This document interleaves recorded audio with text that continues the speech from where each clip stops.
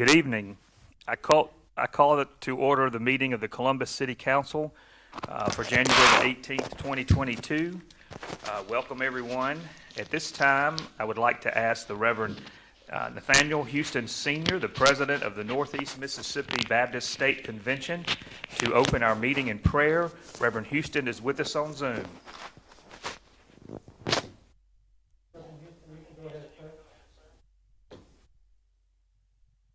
Let us pray. Eternal God, our Father, we acknowledge who you are. We give you reverence and we give you praise. We thank you, God, for being the God that hears and answers prayer. Lord, tonight we pause to pray for our mayor and our city council and all of our city leaders and those who will be in the meeting. We thank you, Lord, for the service and the sacrifice that they make to provide leadership to our city. We pray tonight, God, for a productive meeting, and we thank you for hearing and answering prayer. This we ask in Christ's name, amen. Amen. Amen. Thank you, Reverend Houston. Members of the council, do you have any revisions to the agenda? We need to add the derelict properties to under policy agenda. We will make that item J. We have two, right? Yes, sir. We have two tonight. Any other revisions to the agenda? Are you gonna get to the docket? Before you go any further, I'd like to pull the docket out of here until I can have time to look at it. Got that late last night, I still hadn't pulled up Nessun on my computer and down all day. So why I haven't looked at the docket? I'd like to look at the docket before I can vote. Do we need that in a motion or? Probably easier for a motion. So, that mean that all of the payment, Everything until I can look at it. you can look at it on until the next page. No, until I can look at it. But I have time. I only need about a couple more days to look at it. But you'll have, it'll be to the next meeting unless you have a special meeting. Be to that. Sure. We have a motion to table the docket until Vice Mayor Mickens has a chance to review it. Do I have a second? I have a second by Councilman Jones. Any discussion? All in favor, raise your right hand. All opposed, same sign. Motion passes unanimously. Thank you, council.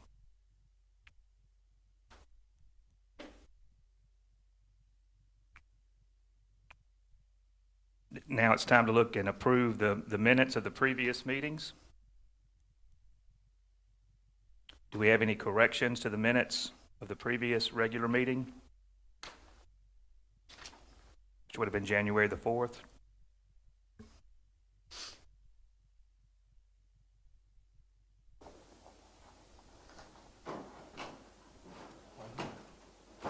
If not, do I have a motion? Second. I have a motion by Councilman Mickens. Who was the second? I'm sorry, was that Councilman Stewart? Thank you, Ms. Stewart. Any discussion? All in favor, raise your right hands. All opposed, same sign. We have our consent agenda, items A through N. Do I have a motion to approve? So moved. We have a motion by Councilwoman DeChico. Do I have a second? I have a second by Councilman Jones. Any discussion? Yes. The discussion I have is, since we just decided to not vote on the docket, in the consent agenda, we are approving payments. Will these payments be still made how would that work? Because we can't approve the consent agenda and make payments. Well, If we I just- I think if we approve it, then when, after you vote on the consent agenda, then they'll be paid, but they won't be paid until after that. So would that be appropriate still to go ahead and vote? Only the ones on the consent agenda. So Right, only, those- only the those- consent agenda will be paid. That's, those were the only ones being considered. That's right. And all of those are not on the docket right now. Is that correct?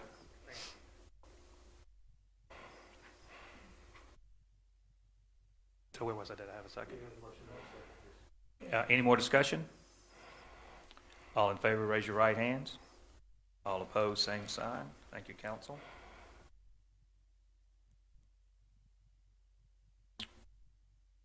We'll move now to reports, proclamations, and agenda.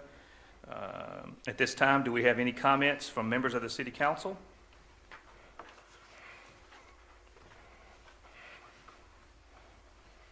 If not, we'll move forward of swearing in of one Columbus Fire and Rescue firefighter.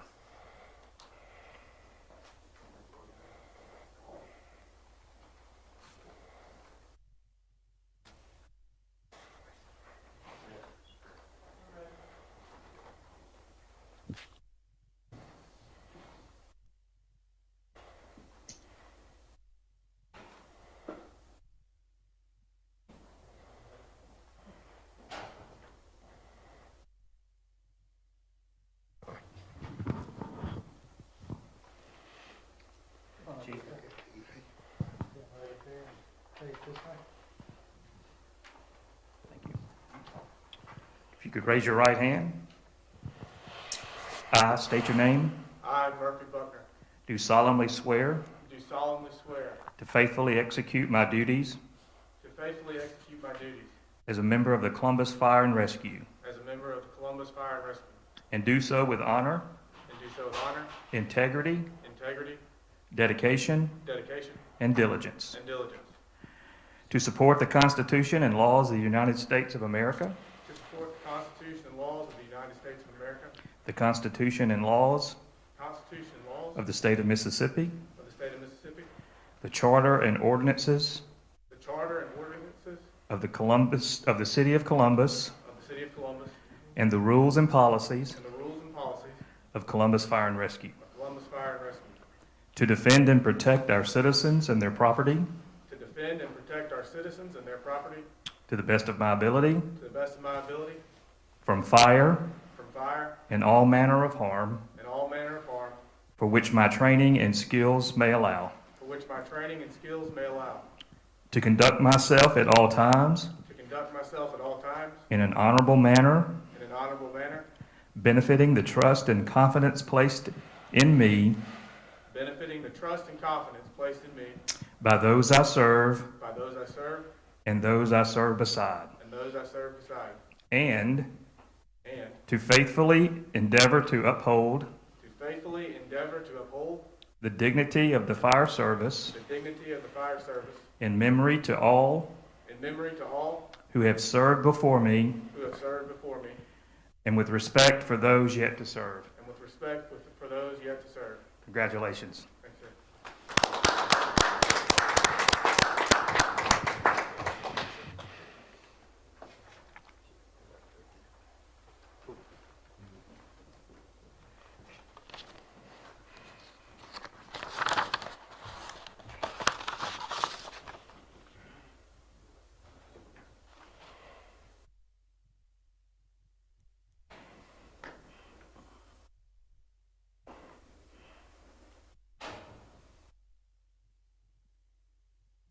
At this time, oh, there you're already there, Joe. I was calling on Joe for our board appointments. Yes, sir. Mayor and council, good evening. Tonight, we've got the Board of Adjustment and Appeals of Development Codes. We had one application, but it didn't meet the requirements to hold that position. So at this point, we do not have any applicants, and so I would ask y'all to extend the, reopen the application period until the next meeting, if that's the time length you'd like to do it. Okay, thank you. Yes, sir. I'll make a motion that we extend the appointment until We have a motion from Councilman Jones and a second from Councilwoman DeChico. Any discussion? All in favor, raise your right hand. All opposed, same sign. Thank you. Motion passes. Thank you. Council, at this time, I call your attention to our monthly department reports. Do you have any questions for our department heads? They are on Zoom, on the Zoom call with us.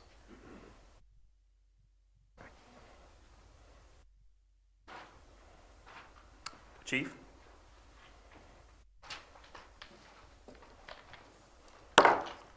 In the month of December, the police department wrote 157 citations, and 10 of them were retired to the file. Thank you, Chief. Any questions for the chief? At this time, I call on Joe Dillon for our citizens' input agenda. Yes, sir, Mayor and Council. Tonight, we have one citizen, Roberry, the president of JTB Furniture. He'd like to discuss a tax abatement application with you. Thank you. Mr. Berry, welcome. Thank you. I appreciate the opportunity to come before you, Mr. Mayor and the council. May I take this mask off just a little Yes, bit sure. so I can talk? I do appreciate the opportunity, but I come to request your help, sir, and the council. JTB Furniture, I'm not sure if y'all realize the company's probably one of the oldest remaining manufacturing companies within the city limits of Columbus. My grandfather started the company actually where the old Varsity Theater is located in 1932. The actual company itself, through the years, has expanded, and over the last 20 years especially, I had the opportunity to buy my partner out. And at that point in time, it was a decision on my part to keep the jobs here located in Columbus. At that point in time, obviously the Chinese were coming into our marketplace to take the jobs, and of course so many of the manufacturing plants here located in Columbus, as you know, if you ride around, they're closed. Well, I actually made the decision personally that if in fact the Chinese were coming in, and the Chinese came to me and wanted me to get rid of my employees and get rid of my equipment and use JTB Furniture as their storefront, so they could make furniture in China, and then I could put the furniture in my warehouse and I use the JTB name on a national basis to sell the product. At that point in time, I told the Chinese agent that was sitting across the table from me, I said, when my employees go, I go with them. Over the years and the investments that we have made here in Columbus, and for those that are not familiar where the plant is located, we're actually, you can't see the plant now because the old plant was demoed in 2010, but the other plant that still remains is approximately 300,000 square feet. Up until COVID struck, the payroll was $165,000 a week. And of course, when COVID struck, in 18, in 19, and 2020, I personally invested $2.469 million in brand new equipment in the facility.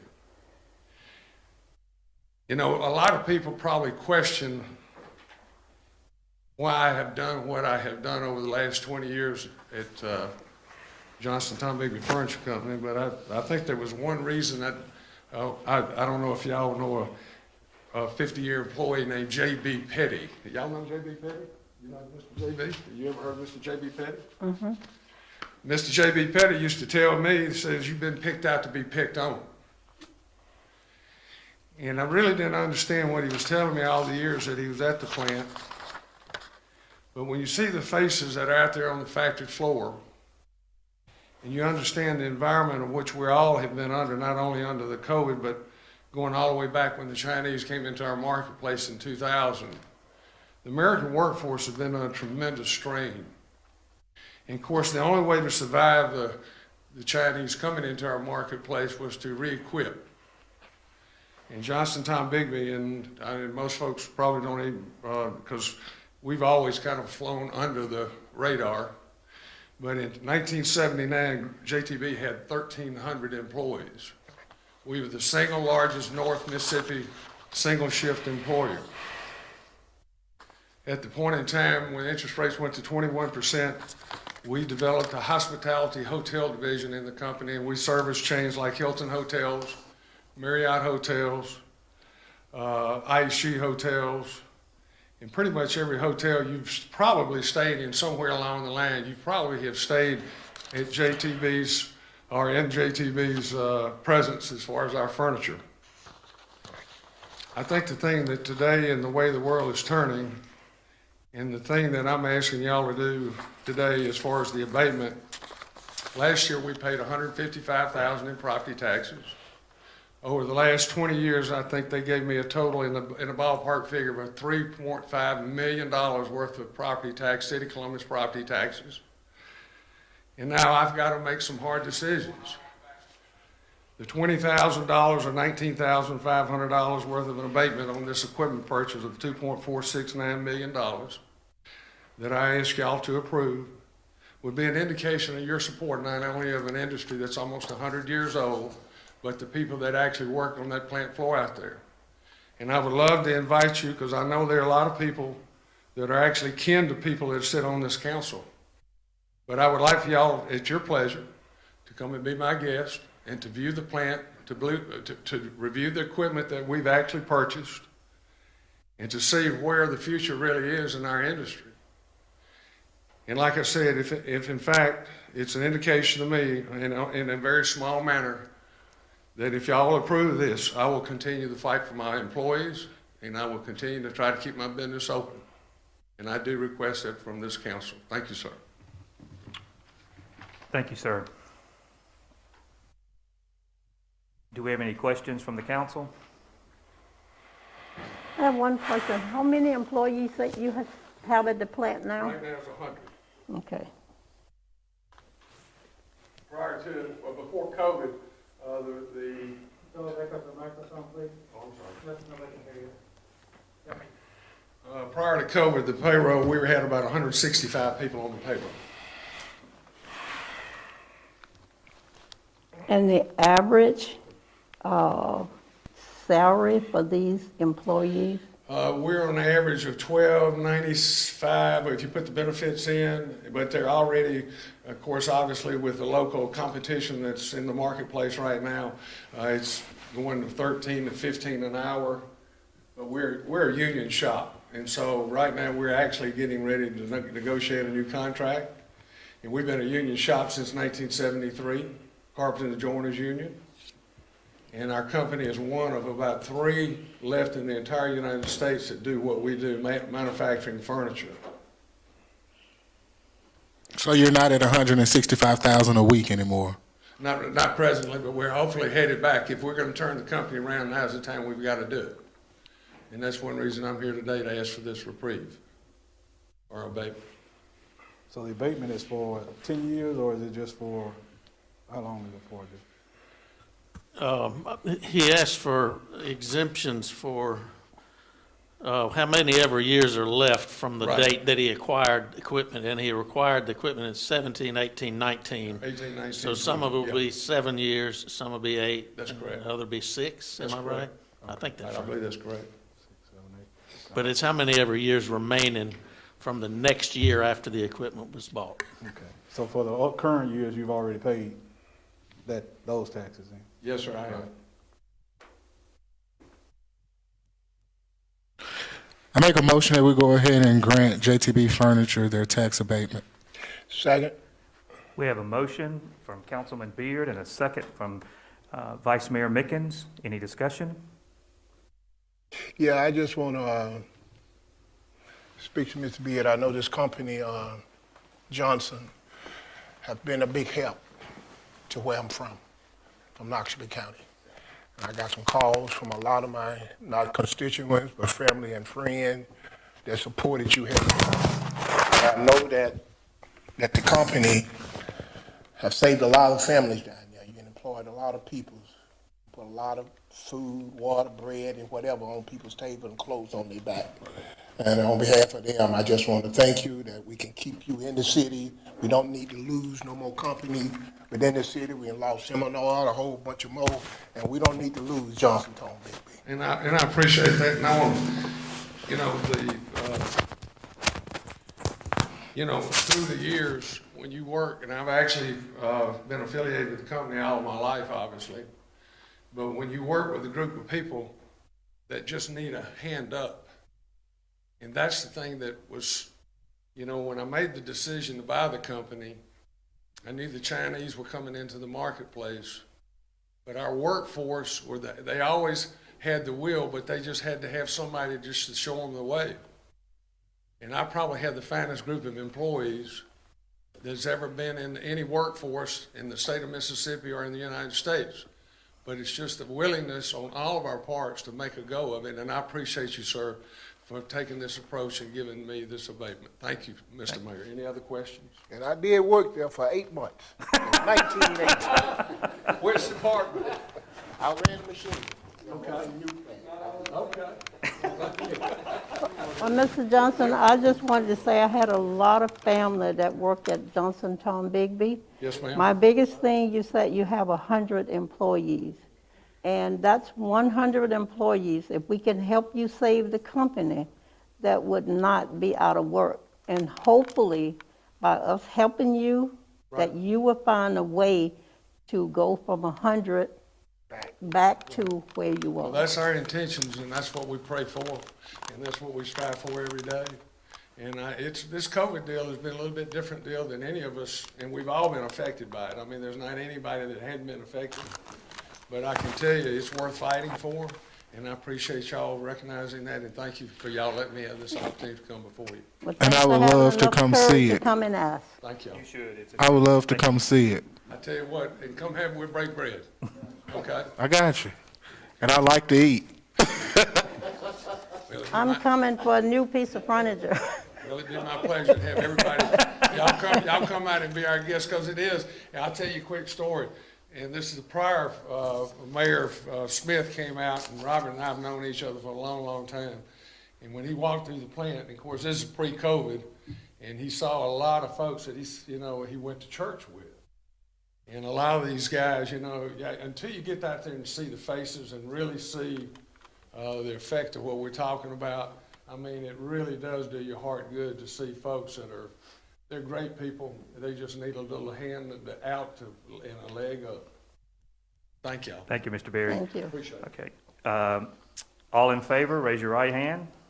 All opposed, same sign. Motion passes unanimously. Thank you. Thank y'all. Thank you, You're sir. welcome. Okay, we'll move into the policy agenda. Discuss and approve recommendations from the January the 10th, 2022 Planning Commission meeting. Mr. Weigel, Oh, good evening, Mayor and Council. good evening. Can you hear me okay? Yes, sir. Okay. I have two cases for your consideration this evening. First, we have permitted use request 22-01 on behalf of Ms. Pat Thompson, 3623 Azalea Circle, property zoned R1 Single Family Residential. The request is to use the single family dwelling as an Airbnb. At the meeting, all 9 Planning Commission members were present. However, Kevin Stafford abstained and MacArthur Inns recused himself from the vote. After hearing the request, the chairman called for a motion. The remaining 7 members voted 4-3 to deny the request. In the discussion, the reason for denial was because the property was zoned R1 Single Family Residential, and the restrictive covenant stated all lots are to be used as single family only. It was determined that an Airbnb would not be considered single family use. I believe there's a few people online that may want to make a comment, Mayor, Council. Okay. Are they with us, Joe? Yes, sir, Mayor, do you want to have people to speak against it first? All right, those of you that are here to speak against it, go ahead and unmute your microphone.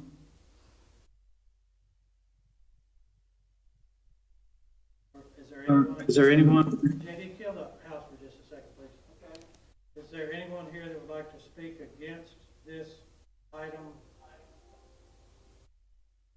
Is there anyone here that would like to speak for this item?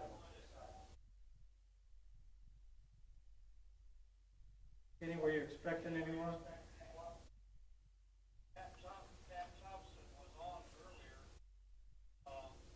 Bring up the house, JD. Pardon me? I Go ahead, sir. see Margaret Adkins and Vic Swanson. I know they were, I'm muted. I'm sorry. And my video is, I guess I'm blocked or something, sorry. I'm here today, let's see, start with video. Hi, y'all. Thank you for taking the time to talk to me today. I'm here to request a variance or permission to use my property at Azalea Circle temporarily as an Airbnb.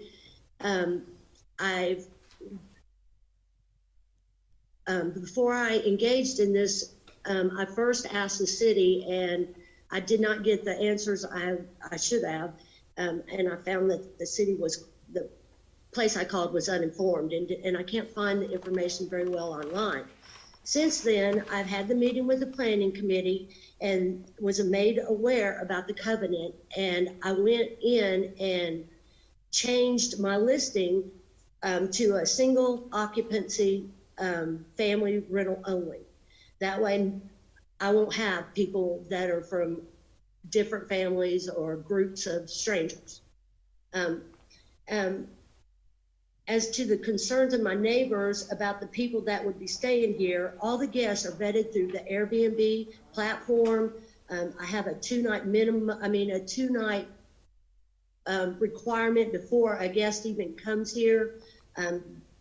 We communicate through email, and I talk to these people.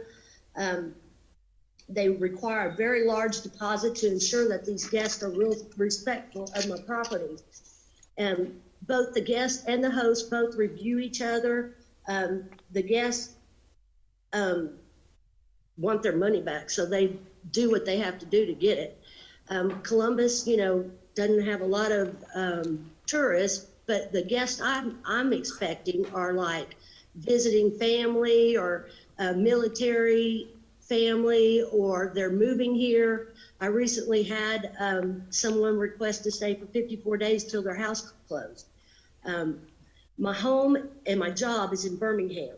I purchased the property with a long-term plan to move my elderly parents here. They are currently residents of Columbus for over 48 years. They retired from the Air Force. They live off Christopher Road, and my dad has dementia, so it's just not a possibility to move them right now. My husband has had a major brain injury, and he's had brain surgery.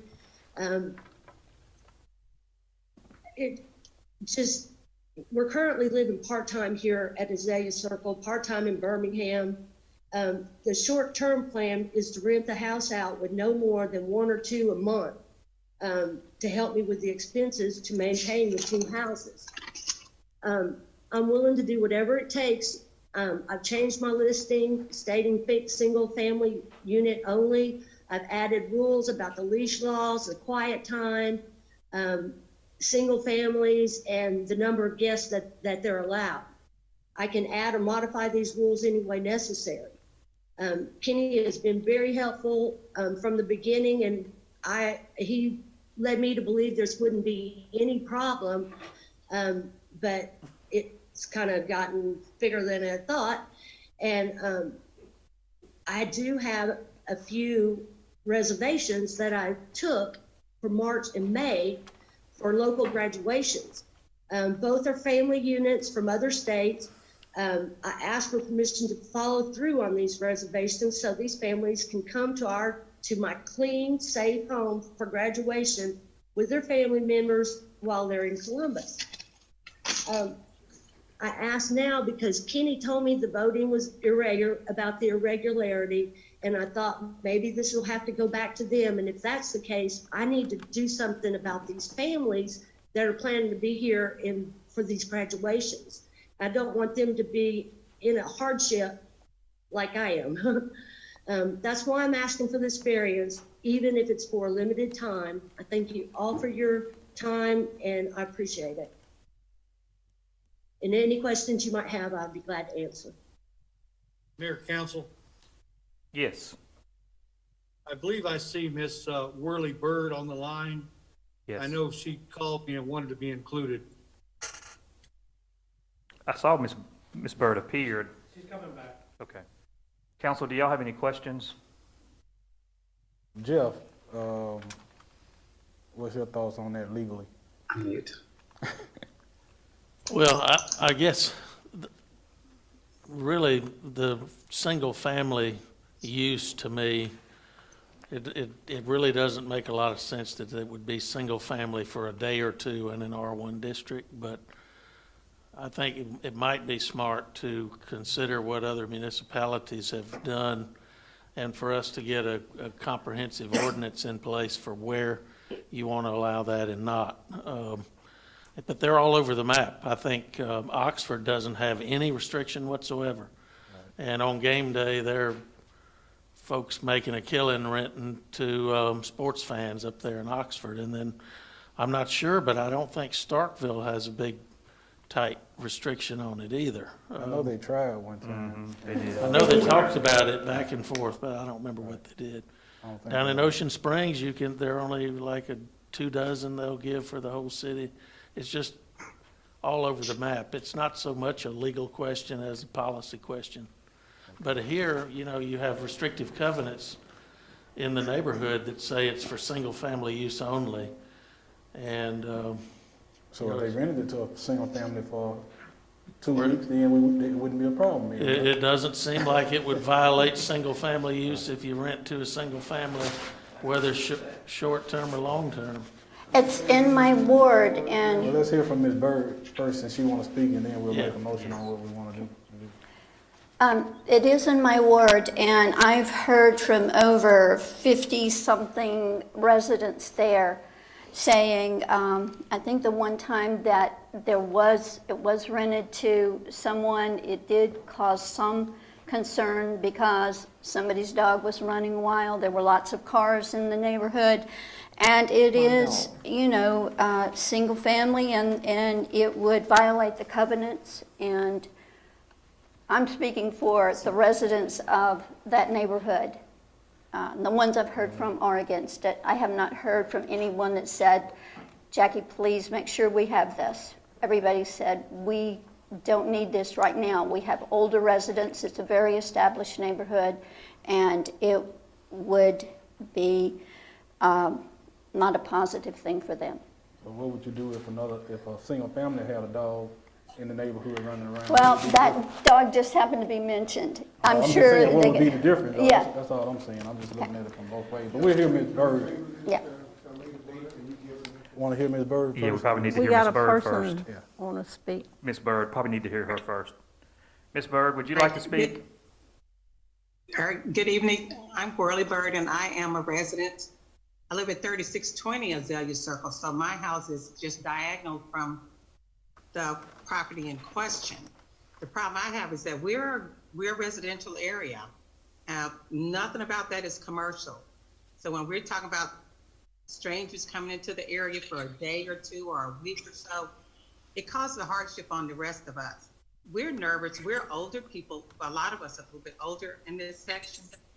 We do not want to have strangers in and out the neighborhood. Too many things are happening now. There's no one to point a finger at. You see these strange cars come in, they're parked over there for a day or two, then they leave. Then you see another few days, you see another car or truck over there. Just people watching you and you're watching them. We're suspicious of each other. Cats, freaks. So we don't want this type of business in the neighborhood. It's just like a motel business. I'm not against Airbnbs anywhere, but just not in our residential area. I'm sure there are plenty of places around where she can move her Airbnb, but don't come into the neighborhood. It's always like trespassing. Now, I've lived here over 36 years. I don't use complaint of a problem, but this is a problem when I'm seeing strangers from anywhere. I understand graduations, I understand traveling, and people want a safe place, but don't try to turn our neighborhood, our residential homes into your business of running a hotel.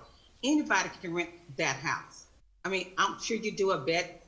I hope you're betting the people, but as long as they give you a credit card or cash, you rent to anybody. It could be anything happening.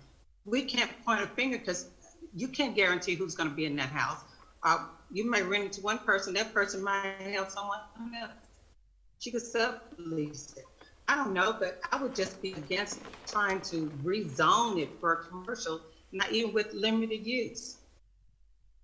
And I speak with other neighbors who feel the same way. I mean, some of us just not able to get on the Zoom call, but we're outraged at the way this person has slid in here unknowing, and strangers are just running them up around us. Thank you. Thank you, Ms. Byrd. That other people wanted, Margaret I'm sorry. Atkins wants to talk about it, Mayor. What are their names? Margaret Atkins and Betty Swain. Ms. Atkins, can you hear us? Yes, can y'all hear me? Yes, you're low. Can you turn your volume up? I think we've got it advertised at the moment. We're trying to do it on our end. We really have, my aunt and I here, is if you allow her to have a Airbnb or bed and breakfast in the neighborhood, then what's to say when another house comes up for sale, someone doesn't come in and buy it and put the same thing in? And then it'll be all over the entire neighborhood, not just in the Azalea Drive and Azalea Circle area. I'm not for anyone that I'm for anyone that wants to make a little bit of money on maybe a property, but I think the elderly people in the neighborhood, they need to be considered. You have traffic all night long at some nights, and it's just not a good policy. I live on 45 North, don't get me wrong on this, but the traffic is just awful, and it's all night long, and it's just not a good thing for the entire neighborhood. Not just in this area, but like I'm saying, what's going to stop another one, the next house that comes available, turning it into the same thing, and then the whole complete neighborhood, for all of the elderly people who want to feel safe, is not going to be safe. So I don't really know what the answer would be other than just maybe letting her parents come in and stay at the house. So I guess that's about all I have to say. Is I'm just worried about the houses that go up for sale, a real shifty marketer come in and they'll put in all these B&Bs. And what are we going to do with our properties then? Ms. Byrd made a good point about when you rent short-term, that it is a commercial operation. Kenny, can you perform commercial in a R1 district? No, sir. That is not allowed. Mayor, we got one other person, Moray Weatherly, like to speak. Is it Ms. Weatherly? Yeah, I'm getting her just one second. Okay, they're there. Hi. Okay, can everybody hear me? Yes, ma'am. My name is Maury Weatherly. I own an Airbnb in Starkville, and I'm a good friend of Pat's. And just to address some of the issues that people have brought up, the cars coming and going, that is because we have been working on that house like you wouldn't believe. It needed a lot of updating. That is all me, her friends, contractors coming in and out. The work is done. That will not be happening anymore. As far as people coming late at night too, I can admit I've been there till 12 o'clock at night working on her house. But like I said, all that work is done, so that will cease. The dog, unfortunately, it is a single dog incident, is mine. And that was a complete accident, and I can assure you that will never happen again. He's a large German Shepherd. He trampled me and his collar broke. He is always on a leash, and that will not happen again. As far as the residential code, I looked at the Airbnbs in Columbus. I did not look at VRBO, but only Airbnb.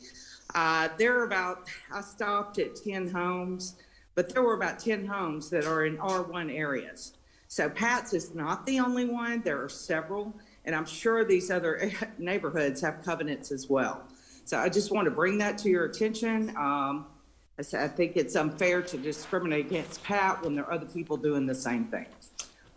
In addition, as far as owning an Airbnb, people pay a lot of money to stay at these places.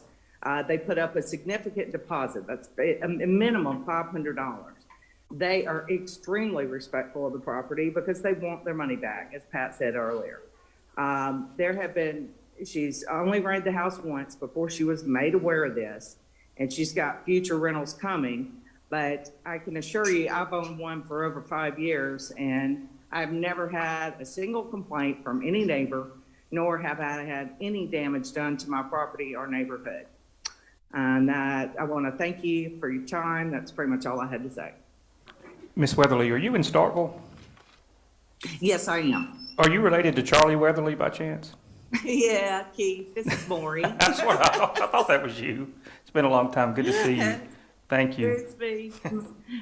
Thanks, Mayor. Tell Charlie hello, please. I will. He's listening. I'll tell him. Thank you. Any other questions? She brought up a point that we do have Airbnbs already in residential 1 zones. Do you know anything about that, Mr. Kenny? We do. I sign off on all privilege license in the city limits. Well, I have not signed off on a single Airbnb. If other Airbnbs are being rented out in residential districts, they're doing it illegally without a license and without this approval process. Well, I'm looking on Airbnb.com, and we have at least 71 homes in Columbus, and that includes Columbus. Is it R1? Some of them are apartments. Councilman Beard, during the planning commission meeting, commission member Chuck Bigelow also pulled up Airbnbs, and what he found is most of them were upstairs apartments. The commission and I are talking about modifying the chart of uses and the definitions, include the definition of short-term rentals. And so we are going to work on this. So we, since we don't have it listed in the chart, if we're not for COVID, and I'm certainly neutral in this, but if it's not for COVID, you'd probably have about 50 people sitting out there in front of you that signed that petition. I believe all of you were given a copy of that. Yep. I'd like to table it, make a motion that we table it because we just got it yesterday, and I'd like to look into it a little bit more, and have, I think he said the zoning board, somebody didn't vote or something, do we need to send it back to them and let them bring it back to us the next time? But this will give us time to, be able to look at it a little bit more. Yeah, there was one recusal and. Well, the vote, Kevin Stafford did not vote because he thought as an ex officio officer that he couldn't vote. But, okay. So it would be my thought that was the same thing as a abstention. And if somebody abstains from voting, you count them with the majority. So it would really be coming to you with a no recommendation if you count his vote with the majority. You could send it back. It wouldn't be a bad plan because what Kenny said is he'd like to meet with Quinn and the other members of the Planning Commission and come up with a permitted use category for where we allow it and don't, and have some provision specific to short-term rentals. Well, I'll put that in my motion to send it back to them, and that'll give us more time to, research and look at it and review it also. I have a motion from Councilman Jones to table. Do I have a second? Second. I have a second from Councilwoman Stewart. I have a substitute motion. I have a substitute motion from Councilman Green. The motion is to upheld the commission's findings and results and deny the request. I have a substitute motion from Councilman Green and a second from Councilwoman DeChico. Any discussion? Yeah. I'd like to have a discussion. Women are first. Yes, ma'am. Ms. Stewart, you have the Mayor, floor. My thing was to vote like Councilman Green, no. But after Mr. Beard, Councilman Beard, pulled up and said, we have other residential areas with Airbnb, I would like Mr. Weigel time to go back and take a look at that. My thing is, when it's not broke, don't fix it. We need to respect neighborhoods and the R1 zoning. And if we start saying it's okay for her to do it, what happened if she's, and I don't care how much money she make, but if she do it and make a lot of money, what keeping the next neighbor from moving out, turning his place into a Airbnb? So while you're thinking about this, that you table, please consider what you might be opening yourself up for. And I agree, we probably have people who have hair salons or whatever in their homes that we may not know about, but we might have that one person who asked, and then the neighbors might not agree with what's going on. I think we have to listen to the people in the neighborhood and what they are experiencing. Well, I don't think tabling it, not saying that we're not listening to them, I think it just gives us time to work it out better and make sure that we're doing the right thing all around, for everybody. This is the future that we are embarking on here. This is the future. This is this right here. When this hit the scene, this is what we're embarking on. You go in the big cities now, and they're catering to a younger clientele. My son do it all the time. He flies to New York, he get A and B, he go to Nashville. The young people are doing it. The ailments that come into the city are doing it. This is something I think we need to look at. Just don't. And I'm okay with that. I think we need to. You want one beside you? Huh? You gonna vote yes, or you say more than one beside you, Joe?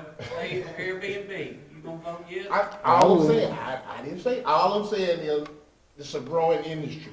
I wouldn't care if we had a policy and we put it together where it's gonna have certain criteria, then I wouldn't care if one was next to me, as long as those rules are being followed. Right, and then on the Airbnb, like when you rent those, you can get specific guidelines that you have to, that the homeowner will require you to follow. So if they it's still being treated like a regular citizen, just saying they rented out a hotel room. They still have to, abide by. Even if they rent it long term, that still doesn't mean you won't get a serial killer next year. A lot of individuals sometimes will just rent a room or two out of their house, actually. But They're the question, living in. Mr. Mayor, the question is, how do we have all these here already and don't nobody know about it? That's the question. Just like the people that have she sheds in the back of their house with beauty shops. We have a lot of them out there. It's a lot. I can name out some addresses too.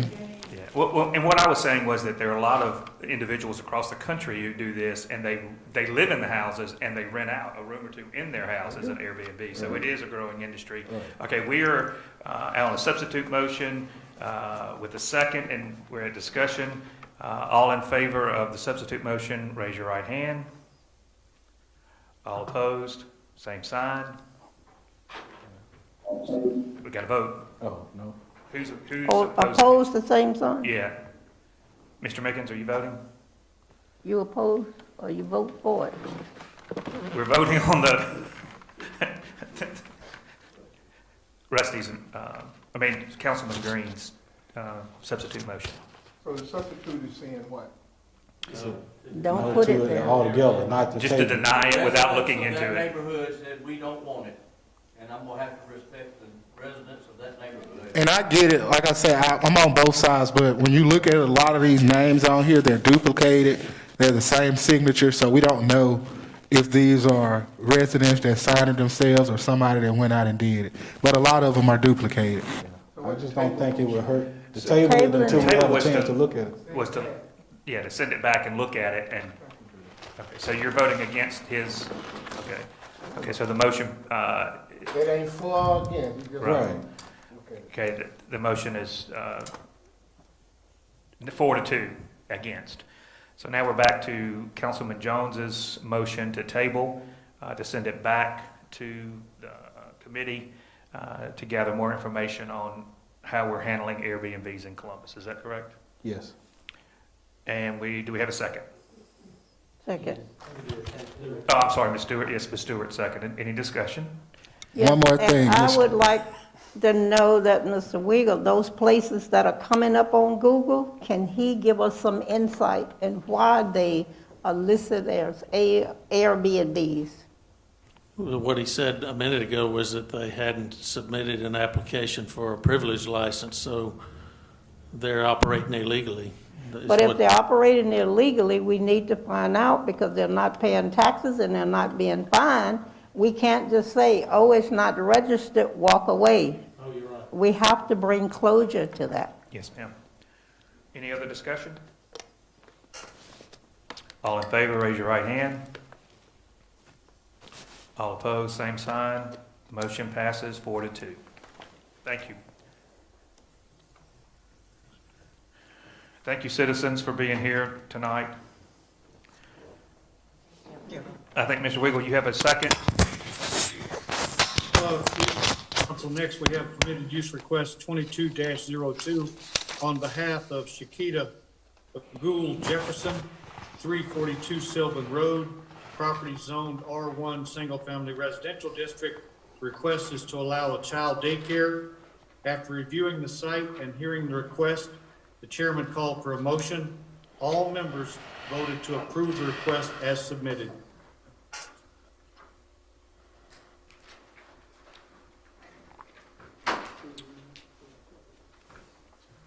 Do we have any questions? Council? So my question is, here we go again with an R1 that being turned into a business. So either we going to stick to R1, or we going to change it that you put whatever business you want there, whether it's a nightclub or a daycare or Airbnb.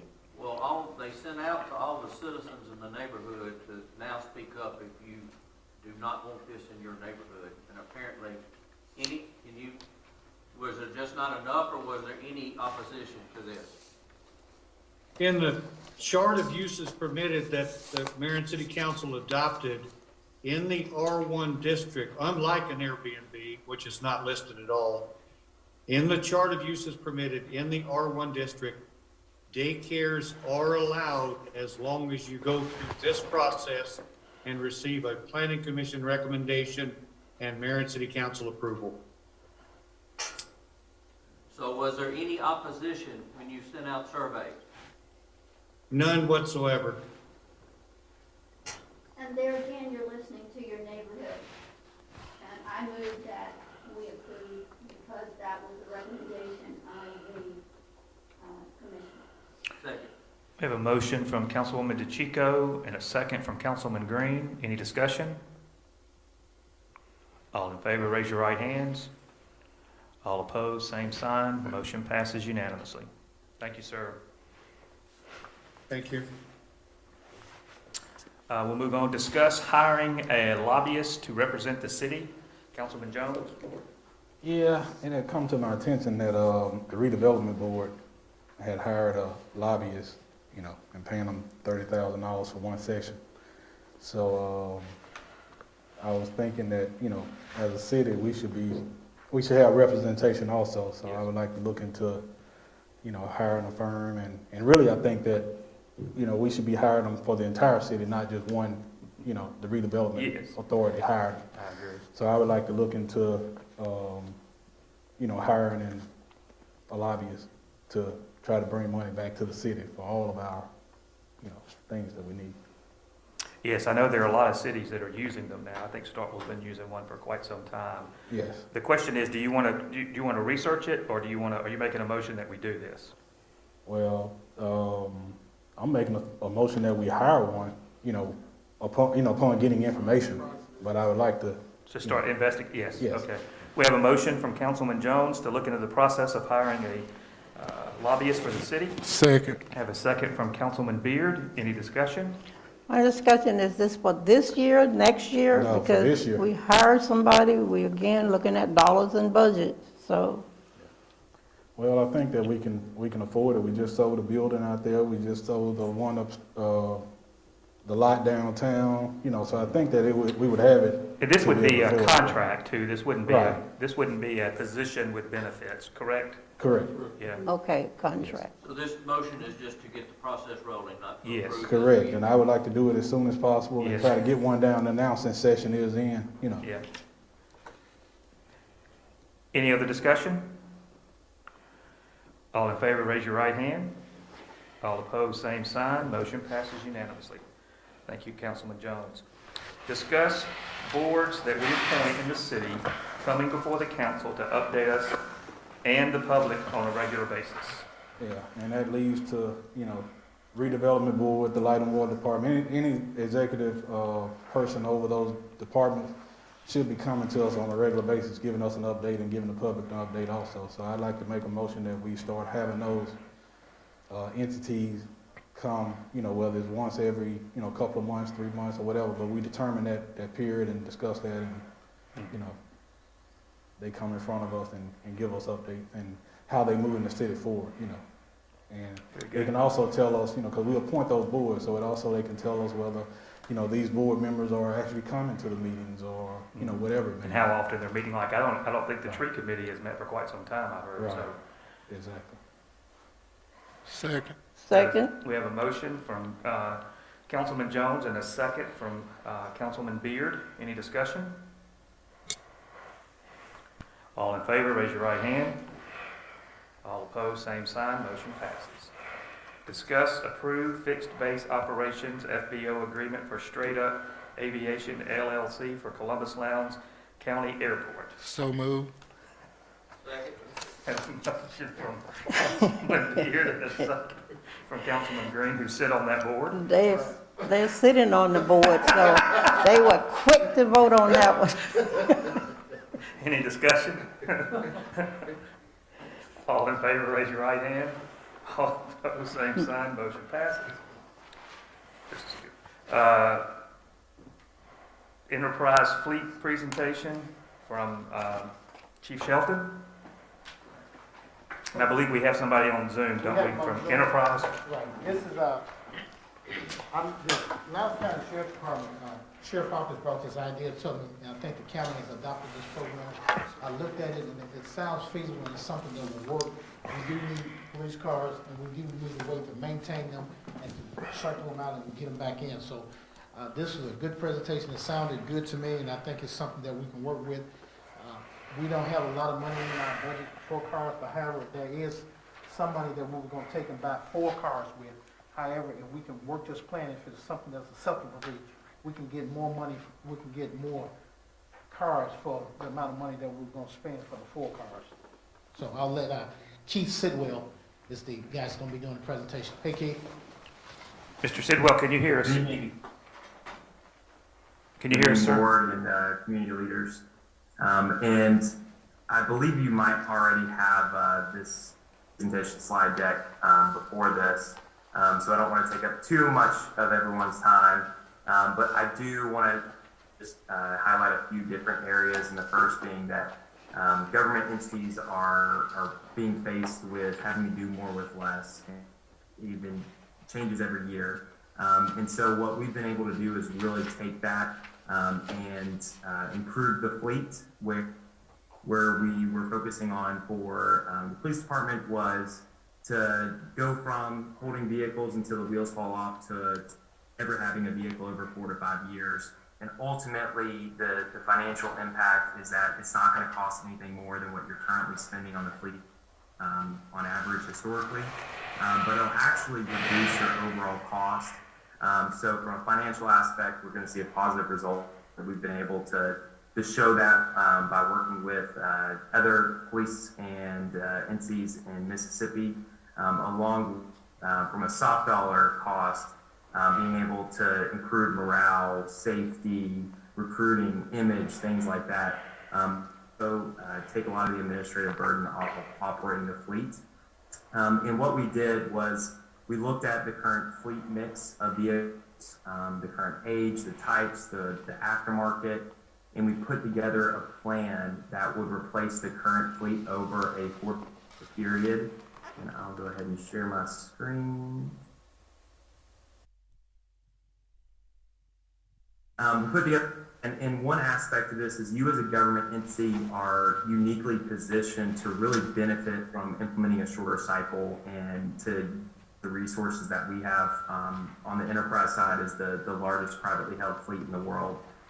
So the first part to that is you as a entity are able to buy vehicles significantly less than what a retail or even a fleet is able to get. And then if that with the used car market being at an all-time high, we can actually implement these shorter cycles and to be able to capitalize on those aspects to ultimately lead to a financial impact there. Is there any questions so far? Council, do we have any questions so far? Not so far, sir. Continue. Perfect.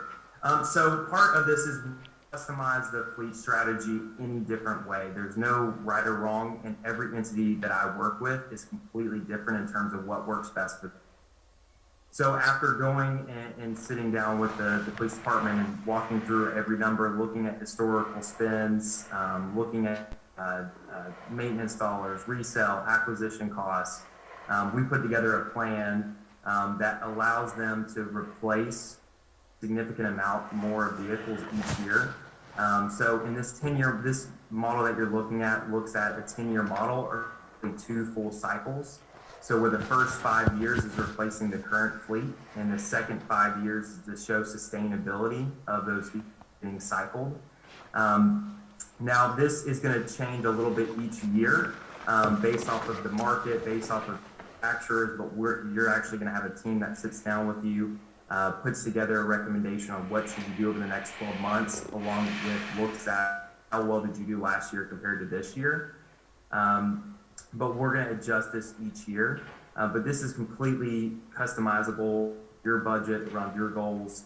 But overall, the end result is being able to operate newer, safer vehicles. And we project that operate this for roughly about $300,000 less than what your current spend on average is right now.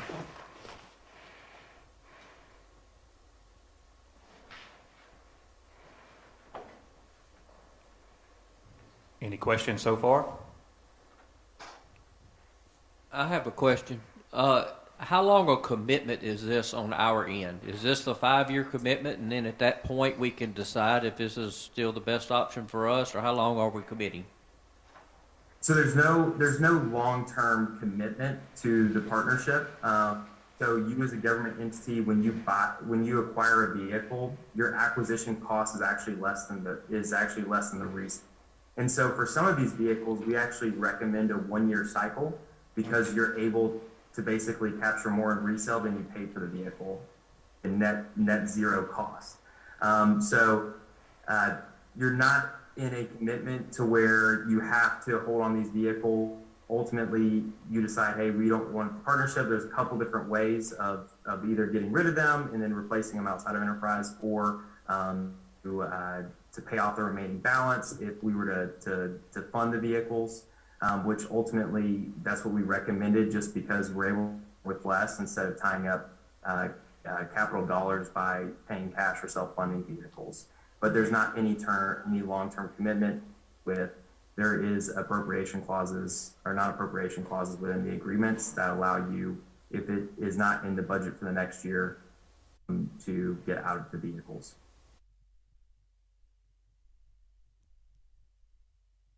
But at the end of the day, the department's going to need vehicles. So there's not really a reason necessarily to say, hey, yeah, we don't need 48 vehicles. Basically, what would happen is just over time, you don't have to acquire vehicles through enterprise. We'd have to prove the benefit that we provide each year to continue this partnership.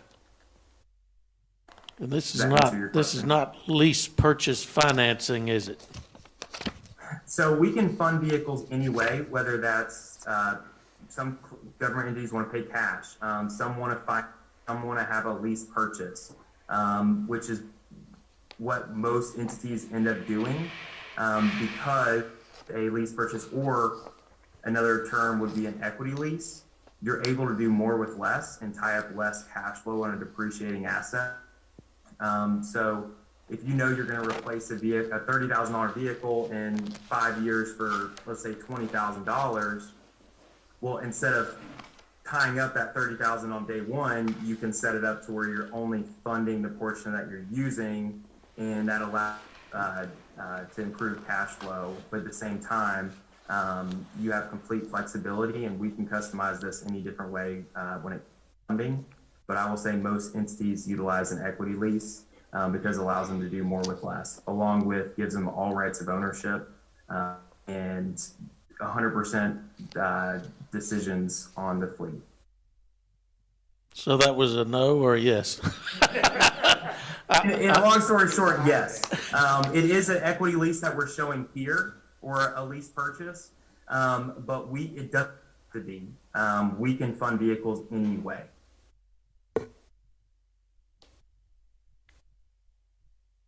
So is there any particular reason for or against a municipal lease or a lease purchase?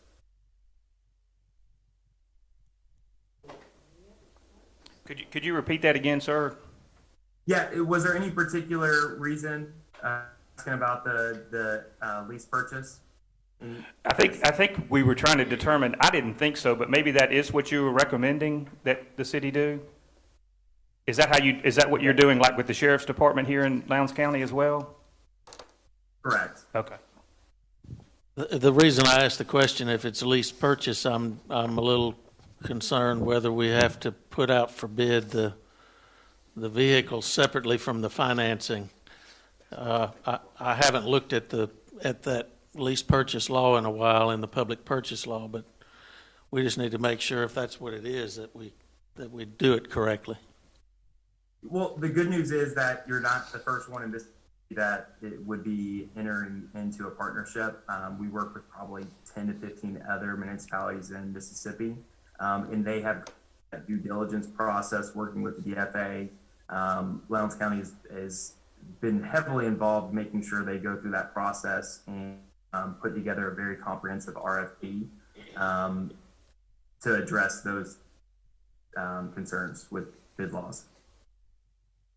So our recommendation is, one, to show you the impact of the partnership, but two, to move forward with going through that due diligence process or reviewing what that process would be. Chief, do you have any comments?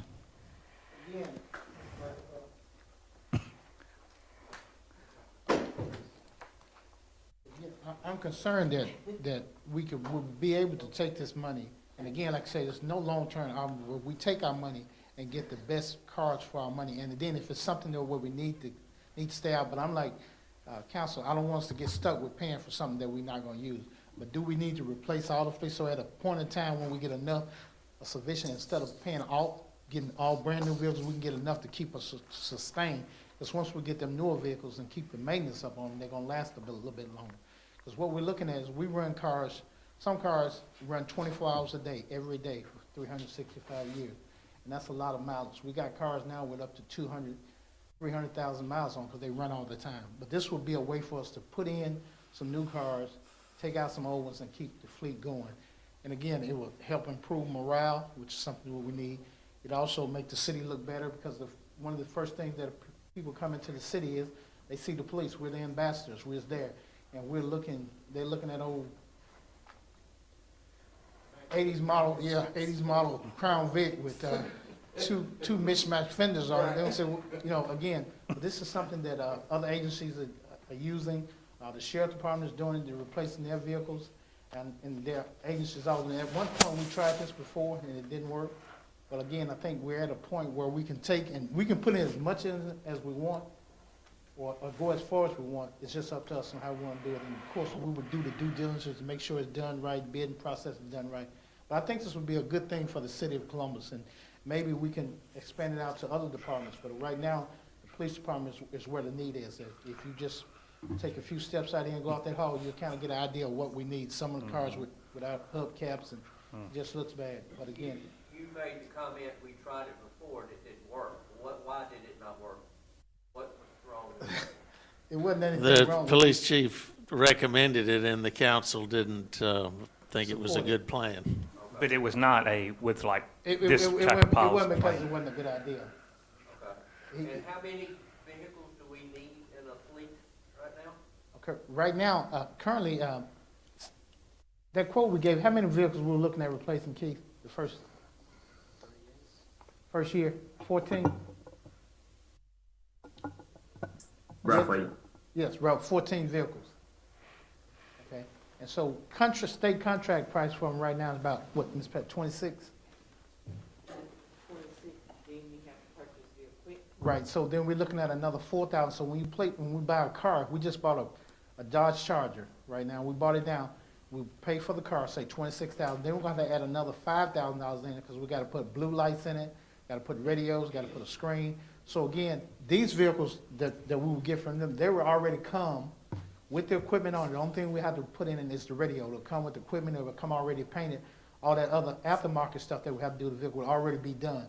So when we get a vehicle, it'll already be ready to go. All we have to do is get the radio, put it in, put some keys in the officer hand and let them drive it. And that saves us because what happens is when we get all this other stuff, we have to bid out this, who's gonna put the lights on, we have to bid out who's gonna put the radio in, we'll have to bid out who's gonna do the striking, who's gonna do this. But this will be a one-stop shop, get it all done for one price, which will be better for us. So is he gonna give us a final figure of replacing those 14 under this current plan, or is that where we're standing now? or- Yes, Keith, you do have that, right? Yes, and it is pre-competition numbers, since would go through a due diligence process, and that anything before that process could be shared. So the numbers, Sir? I'm sorry to interrupt, you said pre-what numbers? pre-competition numbers. So if going through that diligence process, anything that I share now could be shared with the public, and so the are a conservative estimate. But they fall within the current projected budget, I believe, $20,000 for those replacements. And then also, Keith, the beauty of this, we can select the type of vehicles we want. If we don't want Dodge Chargers, we can get some other vehicle that's available. So we're not just Yep. set to just Dodge Chargers. And then the other vehicle, we talk about the vehicles. You're not limited to what's on the state bid. Sir? You're not limited to just the state bid. Yeah, we're not Able just to limited to acquire what's on the any state vehicle. bid. So if there's a Yep. better vehicle out there that police is using, one of the things I asked Keith to do was compare the SUVs toward the same thing to the sedans. And so the gas mileage is about the same on the SUV as it is on a Charger. So again, looking at what we need, we can kind of tailor this to what we need. Again, we're not just stuck with what the state says we have to buy. So what are And you maybe asking one for day it'll today? be electric vehicles. What are we asking for today? This is just a presentation, we're not Just a asking presentation, right. to, Well, I mean, we can vote to let them move forward on it, Right. if you like, because the money that is already there, because it was the money you had to That's purchase right. cars. I mean, we just got it yesterday and just getting this presentation, I mean, I would like to look into it a little bit more, I mean, but, you know, I mean, it sounds good, but I would still like to be able to look over it, you know, a Sure. little bit more, you know. Sure. And also, before we vote, I would like for council attorneys to take a look again back at the policy. It's been a long time since he relived that. Before we vote, from a legal standpoint, I'd like to know what we're getting into. Absolutely. And is this the only company? Have you talked with any other companies that presented any of these same? Enterprise. Enterprise, no, I hadn't known of any other company. Are there Lowndes other County would companies that do it? also be open to sharing the diligence process and what they how they worked with the DFA to make sure that it fell within all guidelines. He was saying that the county would be willing to share with us how they Right. went through the procedure. Absolutely. So, Councilman Jones, are you asking to table Yeah, I'd this? like to table it until our next council meeting. Okay, so we have a motion to table. Do I have a second? Second, Have a second from Councilwoman Stewart. Any more discussion? Yeah, would we have to do a table if it was just a presentation? Would we have to put that? Well, if we're going to. What was the question? Yeah, because we actually had it here as a policy agenda to vote on. Okay. I will say, and I'm sure that y'all have all noticed this, that there is a vehicle shortage here, and it has been very difficult with the manufacturers, which they are cutting off being able to factory order vehicles left and right. So I will put that as a caution that by tabling and not going through due diligence, or at least looking through this, we potentially, whether you work with Enterprise or not, you're going to be pushed up against the wall on being able to even get vehicles for the next 12 months, which I know we really didn't talk about, but that is a huge issue running into every department and state right now. Thank you. Any other discussion? Yeah, just doing due diligence, though, that's not locking us into anything. That's just them getting, when you say due diligence, what all is that entailing for them to do? Keith, you understand, when you say due diligence, what does that mean? So due diligence in terms of going through the RFP or bid process to present like final exact numbers to vote on if the city would move forward. So we can allow them to do the due diligence, because we're not locking in anything, correct? Yeah, correct. We just make sure that it fits the request for proposal, make sure it fits and it goes and is in line with our state purchasing guidelines. Okay, I mean, I can go with that, I mean, as long as we're not committing to anything. So I withdraw my motion, and, allow them to do due diligence, and then it comes back in front of us. We have a motion from Councilman Jones. Do I have a second? Second? Have a second from Councilwoman Stewart. Any more discussion? Does everybody know what we're voting on? Everybody clear? Yes. What we're doing is we're voting to allow them to go ahead and prepare for us to approve or not. Instead of tabling it, we're going to let them move forward. But we'll still have to vote before we accept the proposal. Any other discussion? All in favor, raise your right hands. All opposed, same sign. Motion passes unanimously. Thank you, sir. We appreciate you being here with us tonight. We'll be in Keith. touch. Thank you, council members. Thank you, Chief.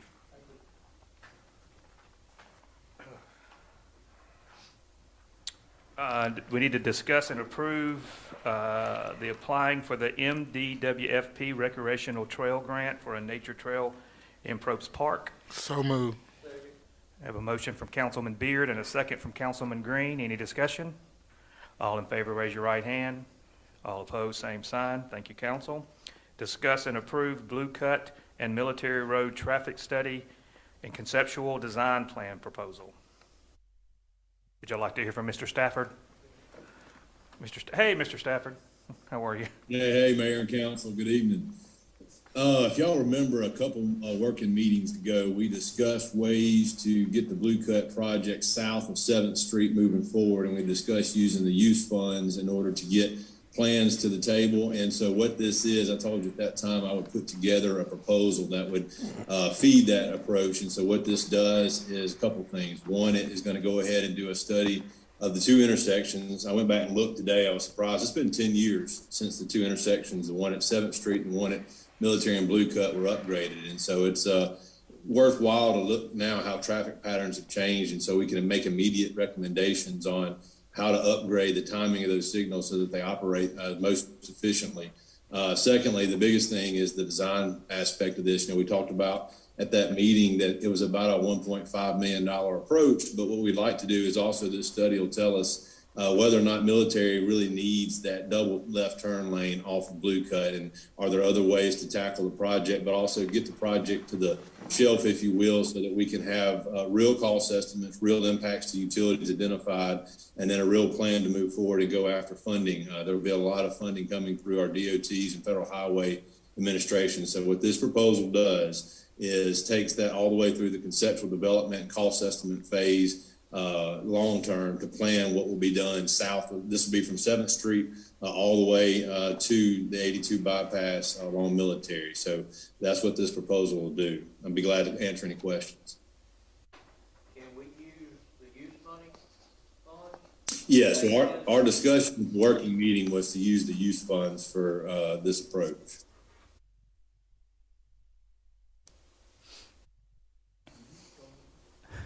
think the question was whether we can use it to pay engineering fees. It's my understanding you can do that. The design part of the work is covered by the what's the name, Infrastructure Modernization Act. Is that how you understand it too, Kevin? Oh, yeah, I'm sorry. I didn't know you were asking me that, Jeff. Yes, that is my understanding, is that's all included. Anything that has to do from soft costs to hard construction costs, the use funds or the internet sales tax funds can be used for that. So this is just a study, right?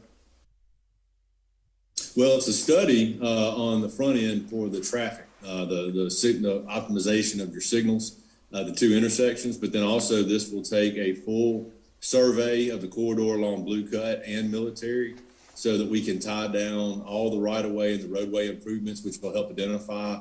We know for a fact, for instance, there's going to be power poles that need to be relocated. Well, those have a cost. There's also a water line through that area that potentially may have to be relocated. This process will go ahead and do the very early pre-planning and engineering so that we'll know exactly what impacts that project would have, and so we can put real costs to it. So what we right now estimate just from a lane mile standpoint as a $1.5 million project could end up being a $2 million project once we get into this discovery process. So while it's a study, it's also going to do the very early planning and design stages for the design also. So it'll get you on down the road, started toward the final design for Blue Cut and Military. And what's the price? 1.5 to 2 million. No, 50, yeah. 58, okay. So move. Have a motion by Vice Mayor Mickens and a second by Councilwoman DeChico. Any more discussion?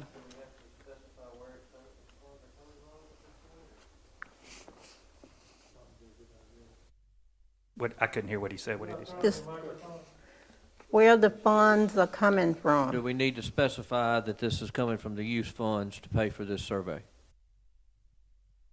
Would you add that to your I motion? think that would be a good idea myself. Mr. Mickens, would you add that? Is that okay to add that to your motion? Okay, we have that added to the motion. Any more discussion?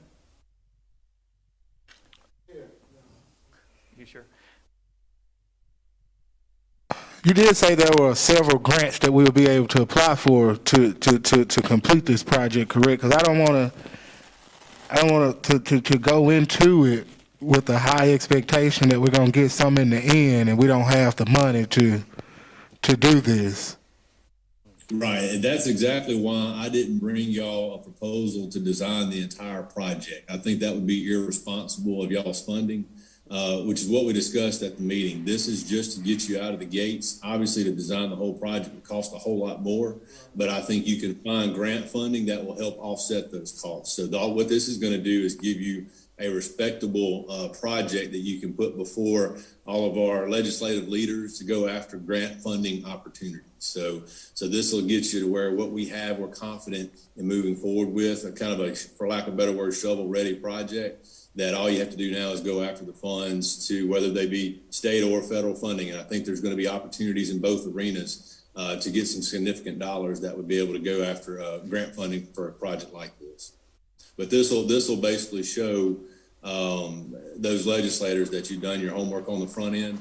I'll give you an example. When the downtown study was done by MDOT to improve safety, that was used to get the funding through MDOT because again, the planning was done on the front end. This is what that does. So, thank you. Any other discussion? This will be part of that traffic light at Lee Drive and Blue Cut. This will be part of that. well, that was already studied. Y'all approved that back in 2018. Y'all have actually already allocated funding toward that, and we carry it over every year in the budget. The issue with that intersection is the right-of-way with the owners. We've discussed it with them several times, and until we have that right-of-way, that signal can't be installed. Light and Water is ready to install it, so really, that's ready to go. For those of you not aware, Blue Cut from 7th Street north all the way to 45 is actually county maintained. It's a state aid road, and so while we have kind of pushed the issue at Lee Drive for that signal, and y'all approved it back in 2018, Again, the right-of-way is what we're waiting on, but the county has said they're not going to obviously stop us from doing that if and when the right-of-way comes available. You think we can reach back out to them and maybe start a discussion again on that right away? Because it's desperately needed.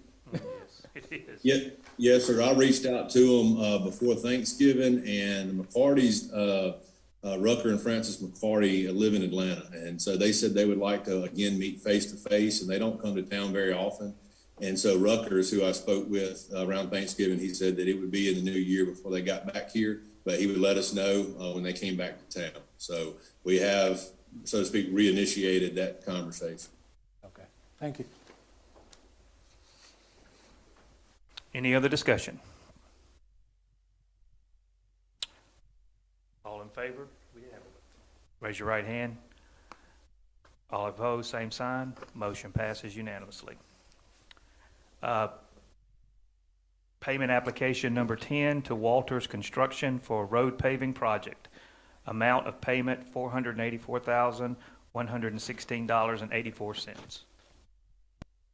Any questions for Mr. Stafford on this? So moved. Have a motion from Councilman Jones. Do I have a second? Second.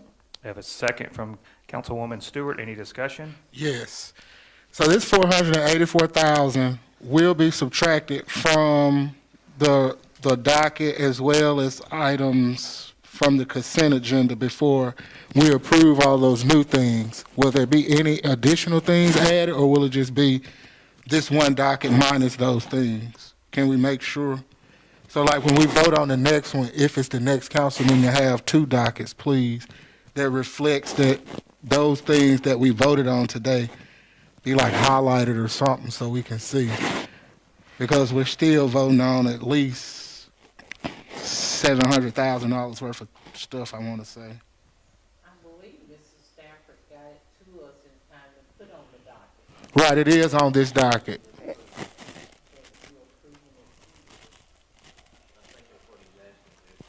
But it'll have to be, but the docket will have to be approved before it can be spent, though. Right. We would probably pay it from this approval, and then it won't be paid again from the docket. But Councilman Yeah, Beard, are you saying that we want to make sure if we approve this $480-something thousand? That it be removed. Deducted Yeah. from what's on the docket? Right. Because when I looked at it, it's on the docket now, so when we get the docket on the next meeting, we want to make sure this amount is not in there again. Correct. I just wanted to reflect that it's not on there, that's all. And you wanted to make sure the other expenses that's been voted on are Correct. duly noted.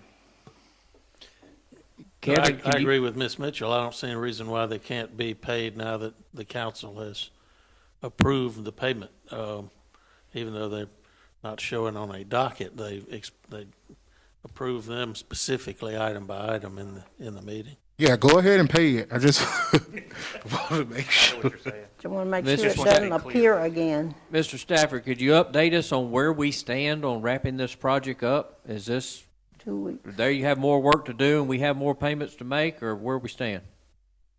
Yes, sir. So they have finished all of the original list that they were slated to do. Now, there are some minor shoulder work. They're leveling out some manholes. There's a lot of striping left to do. Today, I was updated that the striping may be another 2 weeks before they complete that. That includes the City Hall parking lot, and they thought that may be one of the last things that they do. So I've asked them to try to move that up. But in all intents and purposes, Walters expects in the next 2 weeks to wrap all those minor things up. They are still in liquidated damages, but they hope in 2 weeks the fine tuning touches such as the striping and manholes will be completed as well. The concrete work, they're in punch list phase. They still have some small punch list cleanup items to do as well, but they're working toward that as well. But in both cases, the LDs have stopped for the concrete work. They're still going for the paving work, and then we are holding retainage in the amount of 5% on both of those contracts. And they will not get a dime of that 5% until they complete the punch list and are 100% complete. Now, with that said,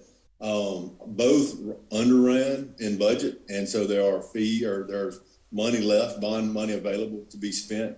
All of you should have gotten an email a week ago from Zach in which he took each of your wards and deferred items, which we discussed throughout this process, And y'all should have seen a total for each line item in there. That's our estimate based on moving that forward. And I think a discussion to have in moving forward is how do y'all want to spend the remaining funds? And so where we are right now is we've asked Mr. Dillon, Mr. Alexander to give us, we don't see all the numbers that are paid out. And so we just need to know exactly how much of the bond is left so we know how much we're talking about to move forward, and then we can have that discussion in more detail. Mr. Stafford, can you also reiterate that you said approximately 2 more weeks, but when it comes to the striping, you have to have a certain temperature to get that striping done. Right now, it's really cold. It's a possibility that you could go past those 2 weeks. Correct. With anything, weather's always, tomorrow there's 90% chance of rain. You can't stripe in the rain either. So between cold weather and rain, this is the time of year that paving elements pretty much slow down, if not almost shut down. And so in the conversation, even if we were to use this current contractor, Walters, which I think can be another point of discussion, this time of year is not the best time to cut them loose on additional paving. And they already said that even if they were given a new list today, and let's just say if there were $400,000 left to be spent, they probably would not be able to put a good dent into that until probably March or April when the weather warms up a little bit more. Because from a paving standpoint, you can pave when it's 40 and rising. You can really make hay better though when it's 50 and rising. 40 and rising requires a different mix called a warm mix versus a hot mix asphalt. And they both operate fine, but with that said, again, they've asked that we at least delay any new paving items on their list until March or April. So, but again, I think it's going to take us that long to get to how much money's left and then how you want to spend it as well. So, and again, I'm not convinced that we necessarily have to hand this same company additional work. I think y'all would not be surprised to know that I have not been pleased with their performance. Kevin, one of the things I noticed, the manhole area right there by the Y that they hit, and I don't know if the manhole is the right term, but the cover there, you know what I'm talking about? The drainage. Where they broke the storm drain? Yes. Now it is, I noticed that again today, that is a huge danger spot there. They've got pylons around it, but somebody could move there, and people walk through there all the time. Are they going to correct that themselves, or are they bringing somebody in? I mean, I think that needs to be a priority, in my opinion, just because it looks very dangerous. We have several of them over the city. Right. They are more than likely going to bring somebody in. All of their concrete items where they have broken such things like driveways along the street, the little driveway gutters people love so much. Well, some of those broke during their paving process. They have a sub coming in to do all their concrete work. So the concrete lid that they broke in that case, they will probably have somebody come in for them and do that on their behalf. Councilman Jones, you said there's some others in the city that they messed up? Yeah, they even broke one by my house and said they didn't, but I pulled a camera and sent it to Kevin. And they did? Yeah. It's not funny, but, well, I'm really concerned about that one and the others because there's so many walkers, and if somebody were to fall into that, Kevin, that would be, could be very painful and dangerous to somebody's health. It's right there by the Y, if you haven't seen it. Sidewalk. So On all of them sidewalks, walking they're all parking bad, spots, yeah. okay. Yeah. Thank you. Any other comments? All right, all in favor, raise your right hand. All opposed, same sign. Motion carries. Consider mayoral veto of creation of city registrar position. All full disclosure, Mr. Mickens, I've asked the council how many times the mayor can veto the same motion. Pardon? It was a joke. I said, full disclosure, I've asked the city attorney how many times the mayor can veto the same motion. And what did he say? He's still researching.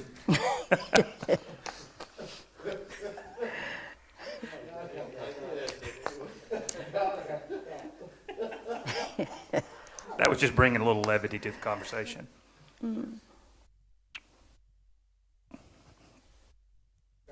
Mr. Mickens?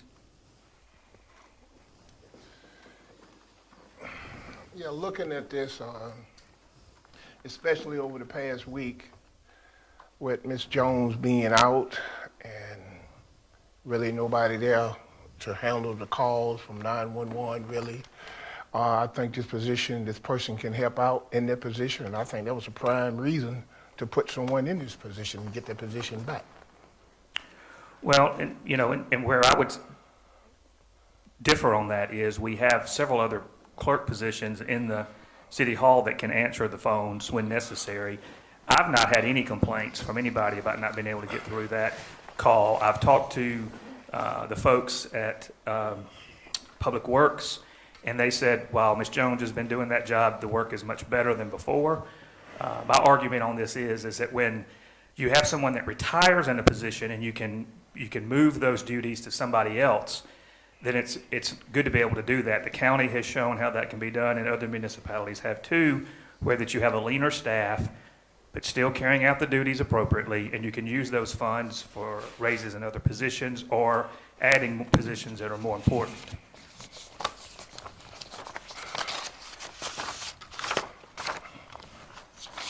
Do we have a motion to override the veto? So moved. We have a motion by Councilman Jones to override the veto. Do we have a second by Mrs. Stewart? Any discussion? I have to say, how can we spend this money when that would be paying a clerk to answer the phone in a time where perhaps Ken can't? And does Angela have a backup to answer the phone when she's not there? That was written in the accounts receivable for So, as far as you know, is she having an excess number of phone calls that she's answering that Angela's not getting? not that I'm aware of. Because right now, you don't have a registrar duties but every 4 years. And before Miss Brenda did it, it was done by another person. That was taken from them to create a position for Brenda, whose job was going away. So at this point, if we can save $29,000 and maybe use... Which is not money, too, that was budgeted to be spent in this. No, and as much as we want to give other people raises, why don't we leave that in the pot till we see exactly where we are? Because right now, this is not a critical position to be filled. No, I work in that office every day, and from my standpoint and view, it is not a necessary position. Any other discussion? Well, I can say, I don't know for the rest of the councilmen, but I get called, y'all don't answer the phone at the city. So I get complaints, we don't answer the phone. In all fairness to Mrs. Jones up there, when she's on a call, sometime you're on a call 10 or 15 minutes, you cannot pick up the phone and call when another citizen is calling. If you were talking about paying $65,000 or $70,000 to a registrar or clerk, I could see that. But when you bring in a registrar position, I would like to see that call center responsibility go back to the registrar, because that person also have to go to Jackson and be trained. I mean, for heaven forbid, if some of us now have to come up with a special election, what would we do? Hold the position open until we could hire somebody and get them trained? We have someone on staff that's trained for that, do we not? A backup for the registrar? Yes. Ms. Porter's trained to do that. My question is, do we have a job description? I mean, is the job description to be the registrar and to fill in where needed? Is this a specified job description that we're going to advertise? Job description, registrar, and call center. You mean action center? Your action center. You try to put those back together? Mm-hmm. So from a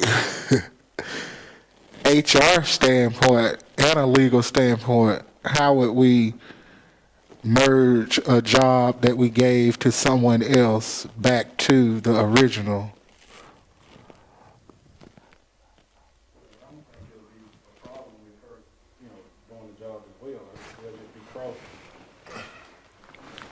just because. Well, if, I will We're not tell you trying to this. take anything from her. I will tell you this, if you bring this position back for a call center, those responsibilities will go away from Angela. There are other things she can be doing, and I will reassign her to other functions. If you're going to fill a position that's going to do that job, that position will do that job.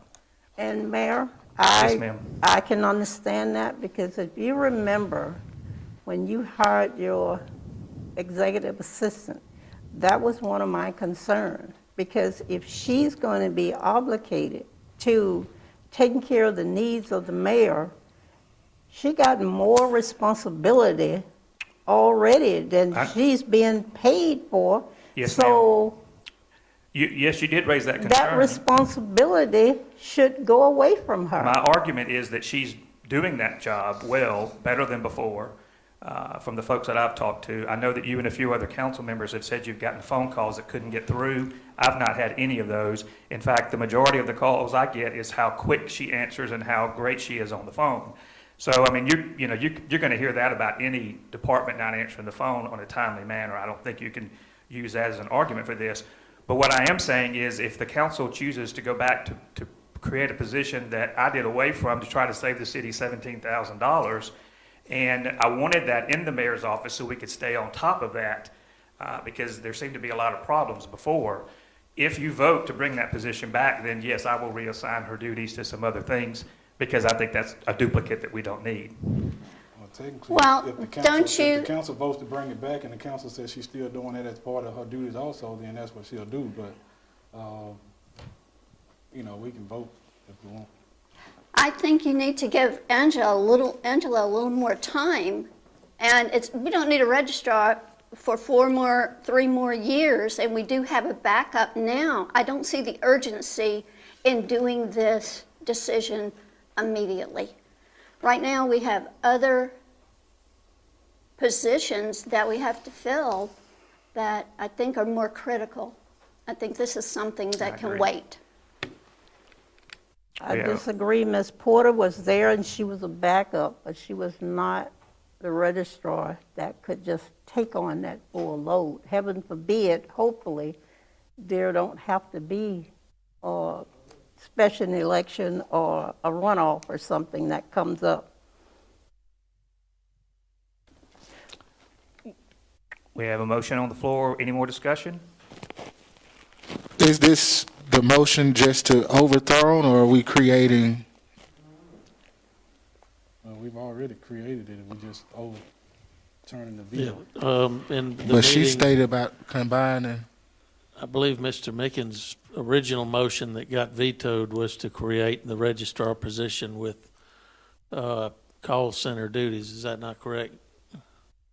So if the council votes to override the veto, then that's what it would be doing. Any more discussion? All in favor, raise your right hands. All opposed, same sign. Motion passes 4-2. Thank you, council. At this time, I would ask that we can have a motion to go into closed determination to determine whether we had one more, I'm sorry. I do that every time. We had added J to the list, derelict properties. We have 2, is that right? Yes, sir. Yes, there is one person here, I'll give. Okay. Do you know who it is? Okay. Well, I'll just wait till whoever that is comes in.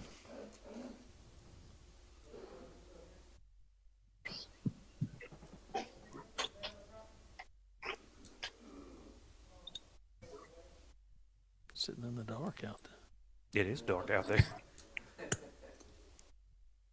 Must have sat real still. Yeah, it's 6:45. We're doing pretty good, aren't we? But we're doing pretty good on time this Yeah, time. but I'm saying the reason Oh, the it's dark. dark. Oh, yeah. I was talking about the hallway. Yeah, The the hallway lights was were out dark. in the hall 'cause Oh.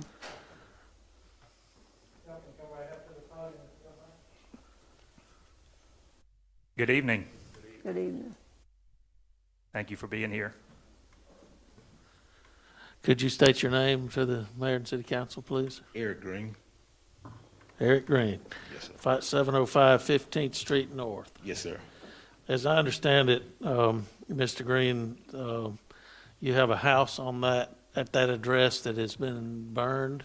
I had like 2 feet of carpet burned in there. Say it again? 2 feet of carpet. 2 feet of Carpet. carpet? Yeah. Okay. Okay. You can move your mask down if you're comfortable with that.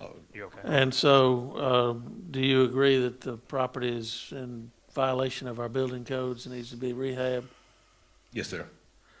Have you talked to Ms. James, the code enforcement official for the city, about what your plan is? Yes, sir. I talked to someone earlier. Okay. And do you plan to fix it up, or do you want? Yes, sir. All right. Ms. James? Yes. Yes, Mr. Green, can you hear me? Yes, ma'am. Can everybody hear me? Yes, ma'am. Yes, could you please, like I explained to you, let the council know what's your plan of action for your home there? Okay, I plan on renovating and renting it out. Replacing the windows and do whatever the work needed inside. Not much really need to be done inside. Like I said, it's only 2 feet of carpet had burned. The house ain't catch on fire. Yeah, we don't, unfortunately, we couldn't upload the photographs, but I didn't think it was fair to the Greens to continue it for another 2 weeks and summon them to come here when we sent a summons to them for tonight. So Ms. James might could describe the 705 15th Street North. Yes, sir. Yes, sir. Yes, sir. So, yeah, 45. Second. We have a motion by Councilman Jones and a second by Councilman Beard. Any discussion? If you need more than 45 days, come back and see us, keep in contact with Sasha. Yes, sir.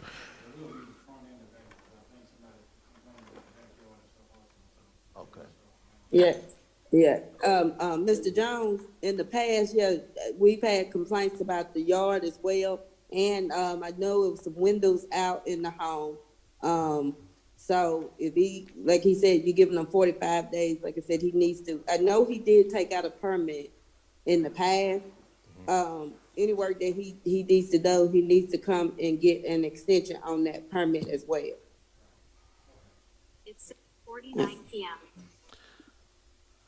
Any other discussion? All in favor, raise your right hand. All opposed, same sign. Motion passes unanimously. Thank y'all for being here. Thank you, Mr. Green. All right, thank you. Ms. Thank Green. you. Yes, sir. All right, the next case we have is case number 21-0497, Sheila M. Hood, 811 21st Street North, Sheila M. Hood. Sheila M. Hood. Mr. Dillon, have you heard from? Okay, and I believe the request, Ms. James, is for immediate abatement, removal That's of correct. overgrown vegetation. That's correct. So move. We have a motion by Councilman Beard and a second by Councilman Green. Any discussion? All in favor, raise your right hands. All opposed, same sign. Motion passes. Thank you, council. Is that it? Okay. Now, at this time, I request a motion to enter into closed determination upon the issue of whether or not to declare executive session. So move. Second. I have a motion by Councilman Beard and a second by Councilwoman Stewart. All in favor? Wait, any discussion? All in favor, raise your right hand.